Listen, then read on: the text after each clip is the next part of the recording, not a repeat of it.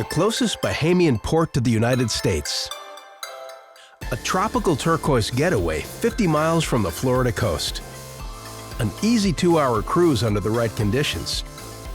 Welcome to Bimini, the Bahamas out island that's in with the boating crowd.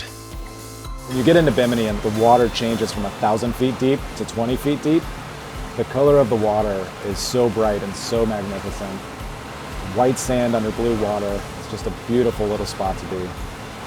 So we're going to go across the Gulf Stream, which the Gulf Stream is a tidal current that runs from south to north at 3 knots, 24/7.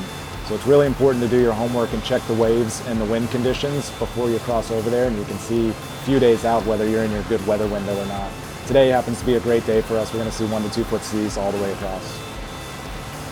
So in 2 hours, if you're leaving Miami, you can be in the Bahamas and Bimini in the bluest waters you've ever seen, swimming with stingrays, swimming with sharks, jumping from the Sapona, anchored out at Radio Beach. It's just one of the coolest things about being in South Florida, having a boat and being able to get over there.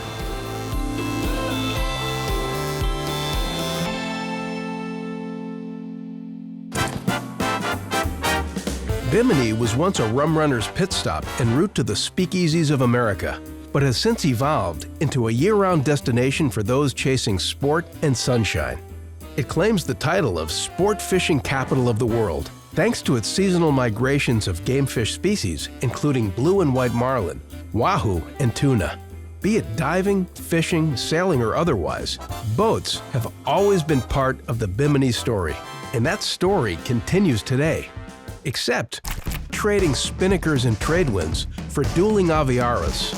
First, the Aviara AV40, a beast of a bowrider with luxury features aplenty, including the expanded beaches that stretch the 12-foot 3-inch beam to 18 feet. The AV40's wingman for this adventure, the AV32, spacious, luxurious, fusing progressive style and effortless comfort in a modern-day boat. Both vessels are more than capable of the crossing.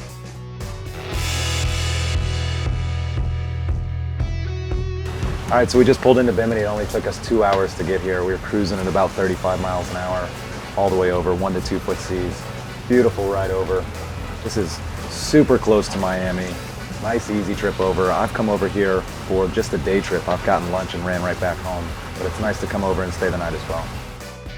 Upon arrival, a quick check-in at customs before exploring the islands. So right now we're going to head over to the Sapona Shipwreck, which is a really cool spot. It's in about 25 feet of water. So this is the Sapona Shipwreck. This is one of my favorite spots here in Bimini. As you can see, it's an old concrete ship that's sunk here.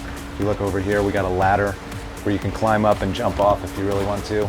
This is the ideal spot to come drop your anchor, hang out, have a picnic.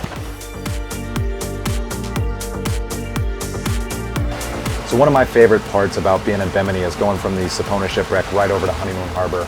It's a quick 10-minute ride, only 3 or 4 miles away, to swim with the stingrays and the sharks. It's a really cool local favorite place to go over there.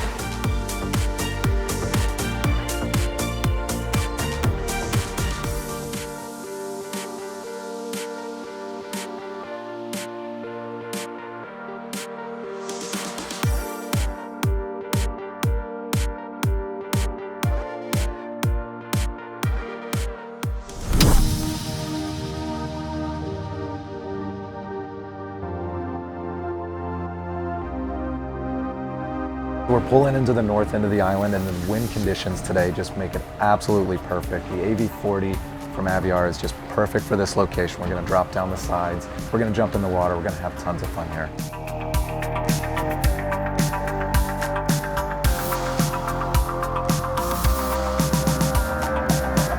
So not too far from the Bimini Road, you have an amazing reef that kind of pops out of the water. It's one of my go-tos. I stop there every time I come here. Amazing sea life, really cool place to go.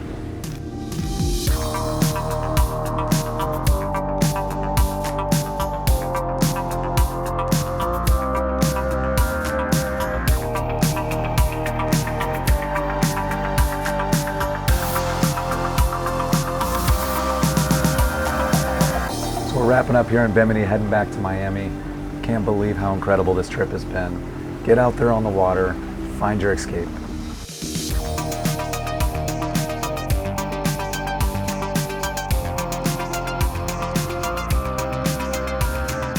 And at day's end, you can turn and burn back to the States. No rush hour, no red lights, just one big blue highway.